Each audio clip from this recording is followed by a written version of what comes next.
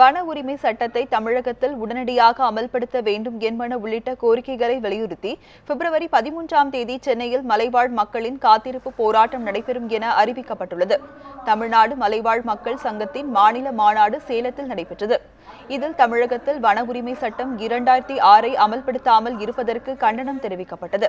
பழங்குடி பட்டியலில் உள்ள அனைத்து பிரிவு மக்களுக்கும் ஜாதி சான்றிதழ் வழங்குவதில் நிலவிடும் மெத்தன போக்கை கண்டித்தும், அரசு துறையில் காலியாக உள்ள பணியிடங்களை நிரப்பாமல் காலம் தாழ்த்தி வருவதை கண்டித்தும் பிப்ரவரி 13ஆம் தேதி சென்னை கோட்டை முன்பு மலைவாழ் மக்களை ஒன்று திரட்டி காத்திருப்பு போராட்டத்தில் ஈடுபட இருப்பதாக அறிவிக்கப்பட்டது.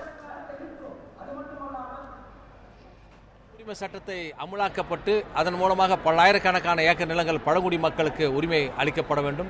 வனங்களிலே விளையக்கூடிய பொருட்கள் அத்தனையும் சிறுவன மகசூல் அவர்கள் பழங்குடி மக்கள் மத்தியில் ஒப்படைக்கப்பட வேண்டும். இந்த சட்டம் உட்பட அதேபோல காலி பணியிடங்களாக இருக்கக்கூடிய பின்னடைவு காலி பணியிடங்களை உடனடியாக நிரப்பப்பட வேண்டும். சுமார் 10 லட்சத்துக்கு மேற்பட்ட பழங்குடி மக்கள் இருக்கக்கூடிய தமிழகத்திலே தனித்துறை, தனி அமைச்சகம் இதற்காக உருவாக்கப்பட வேண்டும். இப்பேற்பட்ட கோரிக்கையெல்லாம் வலியுறுத்தி இந்த மாநாட்டிலே தீர்மானமாக கொண்டு வந்துகிறோம்.